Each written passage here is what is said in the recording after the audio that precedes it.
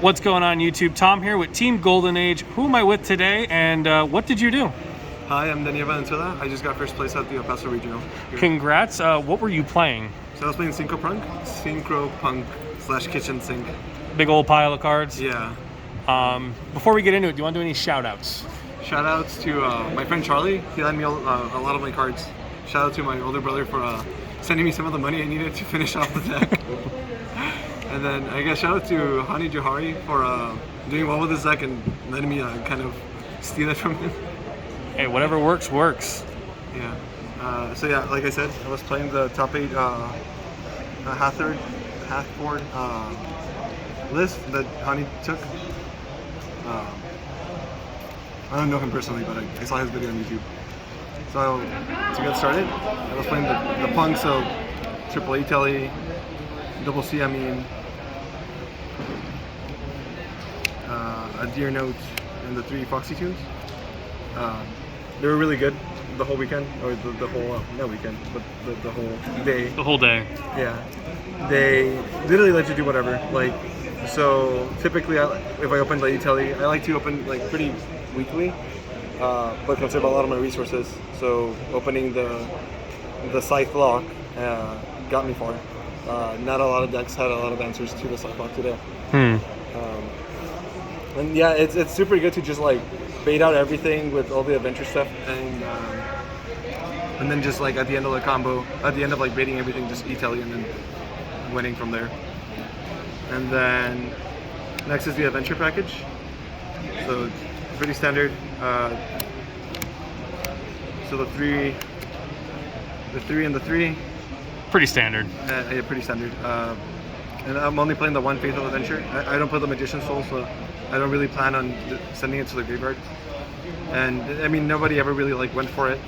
I feel like a couple of turns, a couple of games where had I lost the Faithful Adventure, I kind of when we were like in top deck mode, I probably would have lost, but thankfully that never happened. And then I was playing the Gamma pack, the Cyphering package, so it felt really good to go. I think it happened to me once, where I activated, banished, and then my opponent ashed, and then Gamma. On your turn, it's basically everything because you already had the Chaos Ruler, so that was really strong. Next, it was kind of all the one-ups. Oh no, the Sangan. So the ruling is with the new errata is that you can't activate the effects of monsters after they've been searched by Sangan, but Arborea is an inherent special summon, so it doesn't activate. So you can go normal summon Sangan, search armor, or make armor ash, search the Arborea, and then link off into Needle Fiber and start your plays like that, which was pretty good. A couple of times it's kind of like the E-Telly where it felt like a really strong opener, and then from there it's like all the one-ups. So this is really powerful. The Token Collector clutched out a win actually against the finals. It helps like against Sword Soul tremendously. Pretty much at the start of the weekend, at the start of the tournament, I was like, if I play against any Sword Soul, I feel pretty confident. Because just having the Shooting Ricer play to like send it off of the token and like a CMU or whatever, it felt pretty strong. Like especially because they have to play through that, through the Scythe Block, through the Baron. That's a lot. So most of the time it was just a scoop. After that, and then it was the Needle Fiber, or the Hawker 5X, which was really good. I really liked, I don't think I got to do it today, but I've been like Red Rose with the Griffin, making the Baron, searching the rocks, and then kind of going from there. It was really strong. A lot of the times it was, I got access to Chirubini because of these two guys. Seems good. Yeah, the Chirubini really helped a lot. Today, I think I made him like 2 or 3 times, and both of the times I made him, it was for game. Like, to just kind of like secure the win. And then the Foolish Bear and Call by the Grave. Those are really good as well. And then the non-engine cards, like I said, it was the 3 Gamma, 3 Veiler as your Celine. For the Celine targets, so you go, I mean, everyone knows the combo, but Ash and then Droplets. So I mean, it's a bunch of hand drops, I feel. So you could really go first or go second, and then just kind of play through everything. I love the droplets. The droplets really help. Especially it feels so good to like go like E-telly and then droplets the E-telly away. It actually got me in trouble in my second to last match. I ended up trying to play really fast under time, and I dropped double E-telly on a Majesty's ruler, whichever is the one that's one-sided, against Drytron. And after they had gained like 1250 from the level 4 ritual, and I kept trying to play my turn out, my second turn going game 3. In a minute, I forgot you couldn't activate the E-tellys, but the hand was strong enough where I could have just done it without the E-telly, but I wasn't thinking. It was just, again, like trying to play everything lightning fast. So that was kind of the 44. I was playing at 44. I mean, I consider it the third C, sometimes, but just because even if you can't use the effect when it's normal summon, you can still get pretty far with just going into, so if you open the adventure package in the C, you go summon the Griffin and the token, you make yourself susceptible to like cantrip and stuff. But if you're playing against Despia, which I never played, but I've heard that you can just make the Needle Fiber off of that, or the Hockey Fiber rather, and then make the rocks, and then you finish with a Baron, and then a Baron backing up the Scythe block. So that helps out a lot.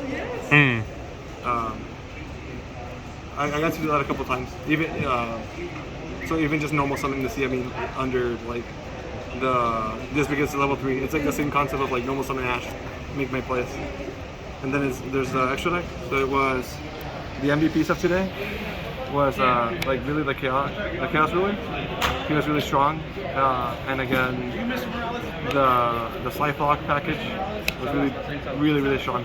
I wasn't really overextending or anything. I was just making sometimes I would I would start really strong, conserve the resources, and make leave the chaotic ruler in the graveyard and just go like Needle Fiber back that pass, and then kind of go off of there. And a lot of people didn't have responses, so it was a lot of times they would just go to game 2, and so that was really good. So to kind of help me keep some of the advantage is the Zombie Vampire.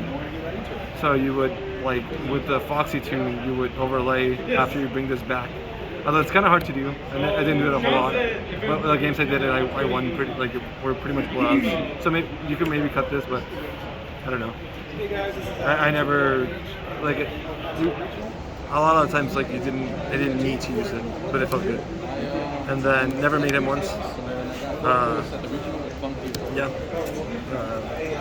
He's pretty good. I just never really saw a point to overextend. Sometimes I like making it going second, or when I go first on the turn before, banishing the Chaos Ruler of the Jet, attacking with it, inflicting the damage, and getting the CME back. This guy was nuts. He won me a lot of games just because it's basically like a second game ender, and then a lot of decks don't have answers to it. I played a burn player who had to learn what the Punisher did mid-game after activating 2 ceasefires. So I was on to 24, and when I went into battle phase, I was already at 91.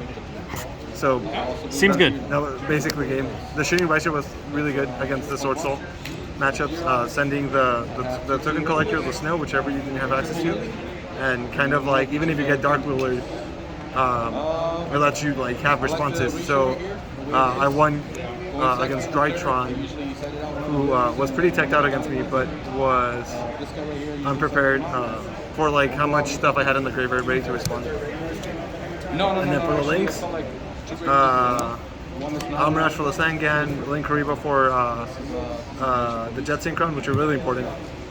If you're gonna play the Sangan, play the Almirash. If you don't, then don't. But yeah. And then the MVP of today was the Needle Fiber, where he's gone off. So these were really the MVPs. They won so many games for me. The bulk of my games were won by them. And then the Shadowbeanie to send 2 level 3s, send the Water Enchantress. So a lot of times I would be able to go Shadowbeanie and then send the adventure package if I hard drew the site, or if the Chaos Ruler found the site. And then for the Celine, I didn't have a Celine. A friend was gonna lend me one, and we kind of backed out at the last minute. So I told you, drop $40 on this. That kind of hurt. But Hey, $40 to win a regional. yeah, that's true. I guess small pickings. But it was really good. It won me a bunch of games. Yeah. And then Access Code. Never once made this. I've only really come back to the game like 2 weeks ago with this deck, so I haven't really played that much with that deck. So I haven't really ran into a situation where Appaloosa was really necessary. For the side deck, it's a lot of the same. Twin Twisters. Cited this once against a Mystic Mind, but he had a bunch of Waking the Dragon, so I mean, it could have been Cosmic Cyclone too. But Twin Twisters felt good against Mystic Mind. Dimension Barrier, never saw it, but if I did, I would have won harder, I guess. I couldn't find any more Foolish returns for the event, so I went with DD Crow. At the very last moment, I found some, but I decided to stick with the DD Crow because it's a little more reactive. You can go on, you can use it on the first turn, even though it can get like called by the grave or cross out. I never played against Despia, so that wasn't really a problem. But the DD Crow was really good, especially adding it off the Chaos Ruler a lot. And then Dark Ruler No More for 20 seconds, and then I only had 3 evenly matches and then the Change of the Heart. So the Change of Heart won a lot. I won both games that I drew it, just because when you're playing against decks that make end boards without negates, it feels so good to just take that monster from them and kind of use it to like link off, and because it outs a lot, especially like some of the floodgate monsters like Shen Shen, and which I had to play like the virtual world today. So that was pretty good. Yeah. Like I said, shout out to everyone who lent me cards.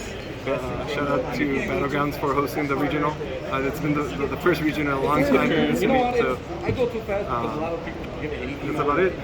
All right, congratulations once again, and everybody at home, remember to like and subscribe for more.